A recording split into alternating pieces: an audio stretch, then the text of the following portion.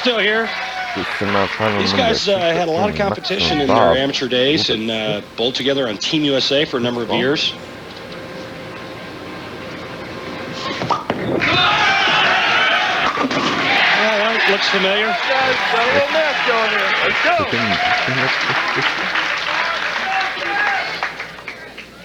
What do you call it? His United Nations shirt? That's some shirt.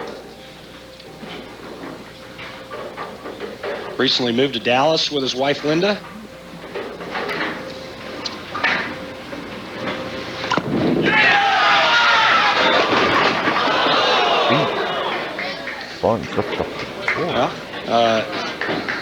Exactly how he started the match in Nashville.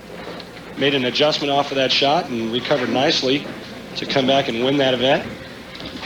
Right now, Chris had his warm-up shots to figure out how he was going to play the lanes, and obviously the thought going through his mind right now is maybe the decision I made was not the right one.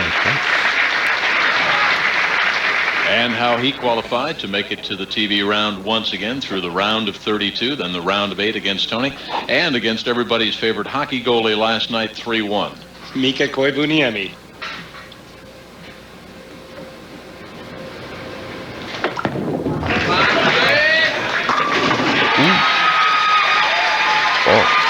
Well, we talked about the recovery he made in Nashville a couple of weeks ago. And on that spare ball, he had so much velocity. Watch how close he comes to throwing himself over the line. You're not going to get much closer without fouling.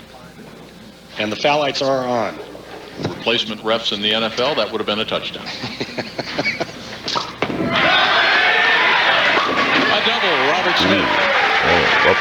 Asked him last night what winning would mean. He said, almost with moisture in his eyes, he said, I can't even begin to tell you. I mean, it's that important. Sometimes you want to win so much that you get so wrapped up in it, you just lose focus.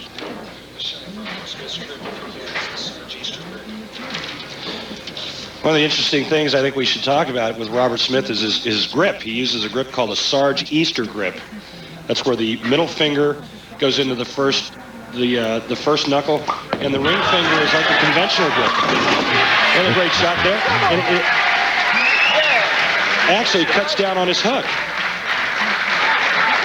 Adeline DiBiase, the proprietor of Taylor Lanes. They do a great job here. I mentioned the strong field of 149 returning here. Ticket was a tough item this week. There is not an empty seat in the house tonight. All right, nice little adjustment by Chris.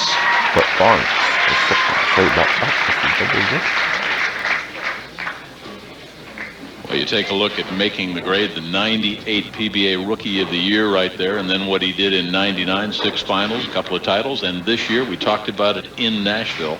He has been, as we said, working, and there is Linda, who has made the way from Dallas. They've been there about 4 months now, like the grown-up airport, as they told us last night. But he's been working with that psychologist to channel his intensity in the preliminaries, and it's really paid off. Yeah, well, you used to use anger to focus on and get him going. And the problem with anger is you need something bad to happen before you can start to get focused. And he's just completely changed his thinking and his mental approach to what he's doing. After opening the first, strikes in 2, 3, and 4 for Chris. 3 in a row for Robert. Getting back to this Sarge Easter grip, it helps Robert to create a cleaner release, and he actually rolls the ball.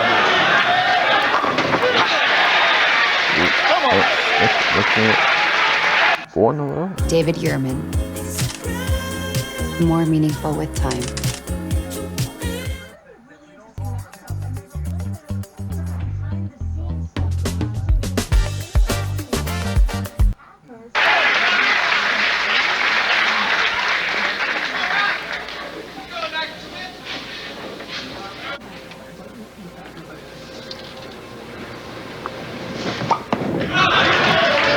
Smith is just chewing on it right now. Come on. We'll take a look here overhead for where Robert is actually laying the ball down on the lane. His foot sliding in the left gutter, actually lofting it a little bit over the left gutter, the laydown area being like the 4th board on the left side.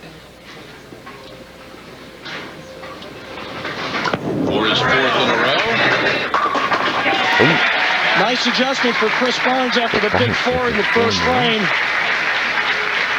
It's game on now. This keeps up, you'll go to a psychologist. Hey, that could be my comeback. Your wife would be happy. My career saver. Money for the kids, Christmas presents. Yeah, I think I need more than a psychologist. Some 25-year-old legs wouldn't hurt.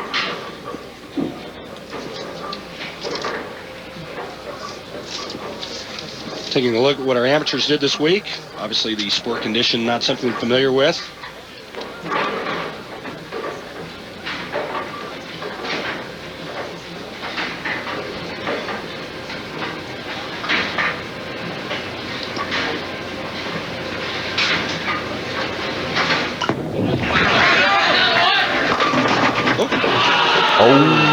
It's the shaker 4. Chris was looking for the break, tripping that 4.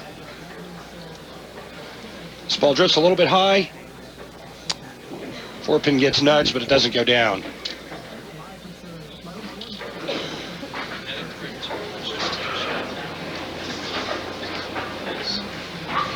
Chris changes to a ball that goes very straight, made out of plastic, rolls it end over end, straight line to single pin spares.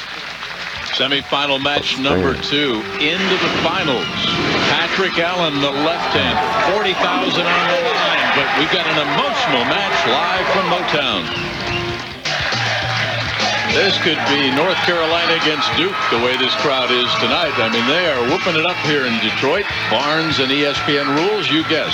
All right, the different way they're playing the 2 lanes. Well, take a look at where Robert Smith's sliding, number 1. His slide foot's going to go right over here. Because he's sliding so far left, he actually has to loft the ball out in this area. If he were to set the ball down at the foul line, the ball would go into the left gutter. As opposed to where Chris Barnes is sliding, which is, 6 to 7, 8 boards right of that, his ball, he's laying it down right at the foul line. Now tell us straight where I was last night. You were over here. Thank you. But not bad, I might add. Yeah, nice form. And left-handed. Left-handed, too. You have an advantage. No, I'm just kidding. Difference in revs.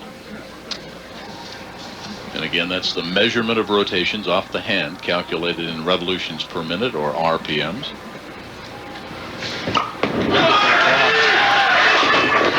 The tremendous amount of lock, and Robert has to do that because of the amount of revolutions to keep the ball on line. The lock actually delays the hook. As the lane dries up in front of him, he has to move his feet and his target to the left. When he does that, he has to loft the ball because now he's so far left, he's running into the left gutter.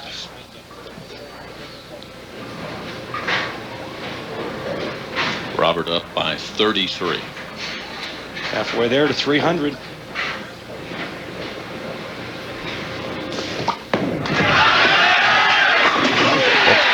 Last week they were on their feet in Grand Rapids. Pete Weber got right down to the last ball, 299. Robert's putting on a clinic with that awesome power. Chris Barnes now trailing by 43. Knows what he has to do.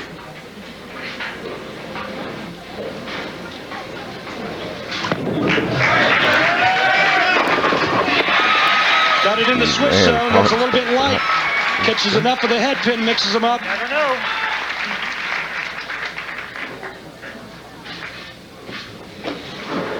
Chris can strike out for possible 257.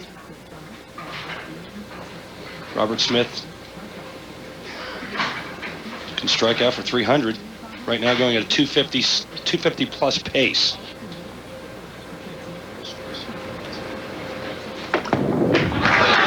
Here cuts the margin to 33. Making great shots. The exception of the one in the first frame. You see the smile there? He told us last night he's enjoying the shows more, and that's the psychologist. Well, yeah, he's staying within himself. He's not getting upset. He's not getting angry, and he's going out and he's doing what he can. What he has to do. He's making good shots. Right now, it's just a matter of knocking them all down.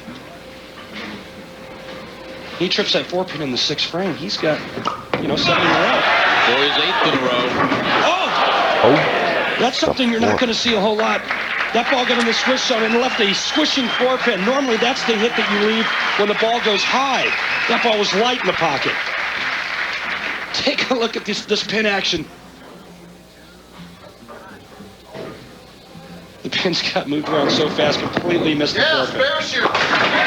Ending the week at his pal Kurt Pelon's house. Pelon, if you were with us on our PBA series on ESPN, one in Peoria earlier this year, says of Kurt they call him the sleep monster, and he was trying not to emulate his housemate, right?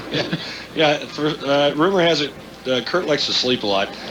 And evidently Robert did a lot more practicing this week than sleeping. And you know what he did today to get ready? Got a haircut, wanted to look pretty. Making great shot after shot. The ball is just flush in the 1-3. And this is what happens with revs and speed. Well, okay, never mind. Saw what happened with revs and speed. Okay, here you go. I mean, it's not even fair. That 16-pound ball against those pins with that much power, they don't stand a chance. Barnes in the ninth. That's 3 in a row. Carmen Salvino right there. I won a doubles tournament with Carmen back in 1988 in Cheektowaga, New York, just outside of Buffalo. He gave me a bear hug after the match, just about cracked all the ribs in my back. PBA Hall of Fame, PBA Charter member there, and what a finish here. After opening the sixth, that's 4 in a row for Chris Barnes. Well, here's the situation. Chris strikes out for 257. Robert Smith going at a 259 pace. 2 more strikes in the 10th frame. Chris will force Robert Smith to mark in the 10th and 9 spare on his fill. 9 spare 9, Robert would be the winner. No, I'm sorry, that would be a tie. 9 spare, no, that would be a winner. 9 spare 9, 258, 257. I'll get it right. Give me a little more time here. If you played roulette, you'd be like picking the little ball out if it landed in the wrong number, wouldn't you? I don't want that one. Give me this one. Great shot again. Chris is having some fun now. He knows the situation. You just never know. But that shot there was very important because it forces Robert to get the mark.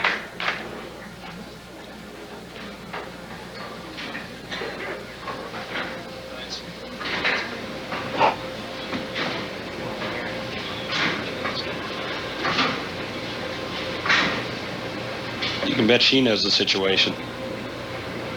Great bowler in her own right. Well, 255. Still forces Robert Smith to mark. Mark at 7. Mark in 7, Robert Smith. Closing the championship match against Patrick Allen. Anything less, Chris Barnes moves on and goes for his second title in 4 weeks.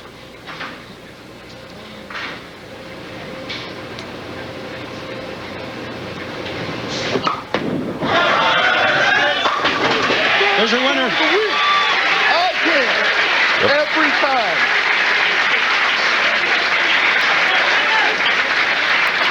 Short approach, but that Sarge Easter grip generates an awful lot of power. He's so far left, he's standing in front of the ball return.